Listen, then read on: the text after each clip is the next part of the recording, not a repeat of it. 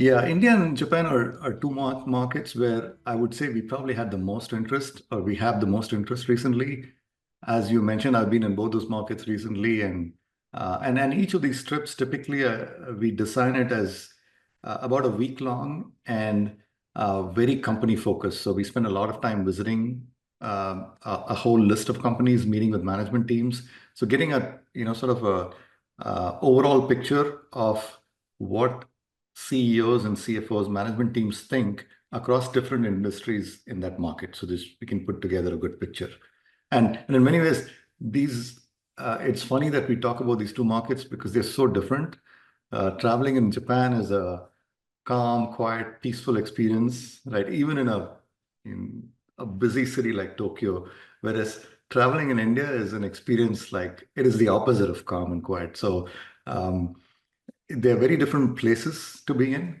They're also very different markets. India, in many ways, I would say, is a lot more open, a lot more shareholder-friendly place. Despite what popular conception would be here, um, in India's, but Japan is traditionally been a lot more closed, a lot less shareholder-friendly.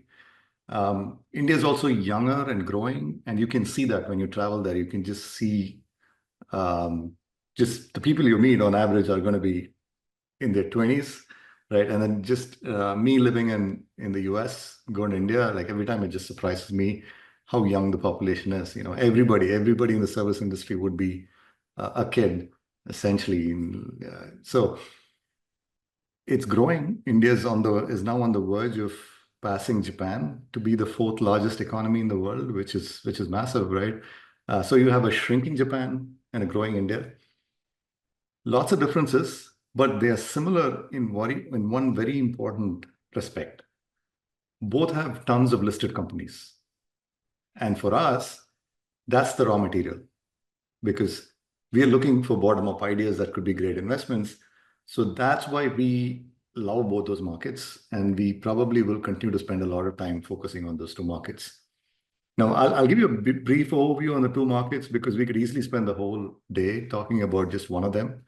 So with Japan, the thesis is very simple. It's improving corporate governance. And to some extent, my trip, and I traveled with our analyst, Micah Martin. So we could kind of tag team meeting all these companies.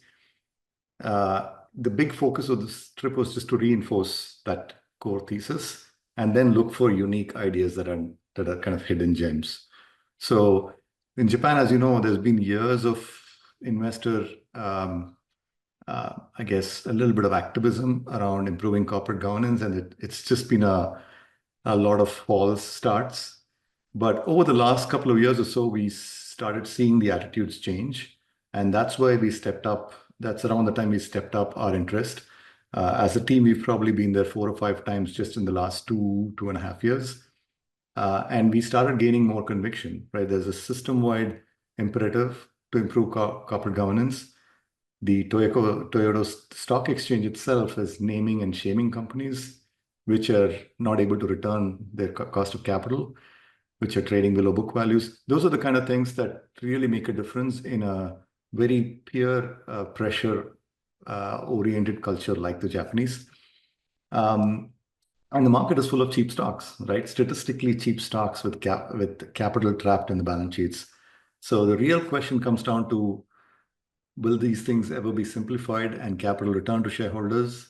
And increasingly, we are seeing very positive evidence of that. And since then, we've added more ideas in Japan as well. We already own a few names in Japan. So that's Japan.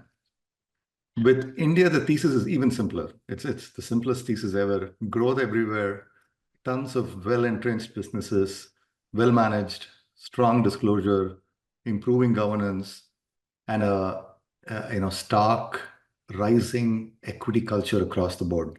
So in many ways, it's reminiscent of what probably the early late 80s would have been in the US when 401ks were growing like crazy, right? So we should be buying everything in India right now, but we aren't because of one catch, the valuation, right? It looks like the market knows all of this. It's figured it out. We do want to find ideas in India because we love good businesses, but we also like great prices, and we're just waiting and hoping that we will find opportunities there that um, that hit that combination of good business and good price. I would reiterate, we're not looking for statistically cheap stocks. We don't mind paying up for good businesses, but up to a certain point where it makes sense, where the return expectation makes some sense. So um, overall, I would say for both those markets, more work to be done, and we're just excited to see what 2025 would bring there.